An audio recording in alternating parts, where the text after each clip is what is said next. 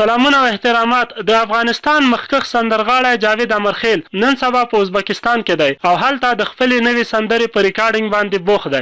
زموږ د یوټیوب چینل پښتو ټاپ ټي وي همدا اوس سبسکرایب ورسره د ګونګړي نشان ووهئ. جاوید امرخیل د اکتوبر په 22مه نیټه ازبکستان هیواد ته تللی دی چې په خپل یو پوسټ کې هم لیکلي دي په یو هنري سفر د ګاونډي هیواد ازبکستان تاشکند په لور. خو وروسته نوموړي د اکتوبر په 25مه نیټه او د جمعې په ورځ یو بل پوسټ هم وکړ او ویل چې په ازبکستان کې یې ځینې یادګاري انځورونه اخیستي چې هغه یې هم له خپلو مینوالو سره شریک کړل. نوموړي په خپل پوسټ کې لیکي چې نن مو وروسته د جمعې له لمانځه د ملګرو سره یو یادګاري انځورونه واخیستل او دا ځل به ستاسې خدمت ته د ازبکستان له سټوډیوګانو نوې سندرې وړاندې کوم. هغه په دې تړاو نور معلومات نه دي ورکړي چې دا ځل یې نوې سندره د څه په اړه ده او شعر د چا دی او دا چې په ازبکستان کې به یوازې د سندرو آډیو ریکارډینګ کوي او که ویډیو هم. خو وایي چې خپله نوې سندرې په ازبکستان کې جوړوي. د یادولو دا چې جاوید امرخیل د افغانستان یو له هغو سندرغاړو څخه دی چې تل یې په معیاري موسیقۍ کار کړی دی او د شعر ترڅنګ یې غوره موسیقي هم جوړه کړې ده چې وروستۍ هره سندره یې د ښه ویډیو ترڅنګ خپره کړي او خلکو ډېرې خوښې کړي دي. د هغه سندره وطنه مور یې زموږ اوس هم په هر ځای کې اورېدل کېږي او په خاصه توګه په پروګرامونو کې بیا ډېر اورېدل کېږي.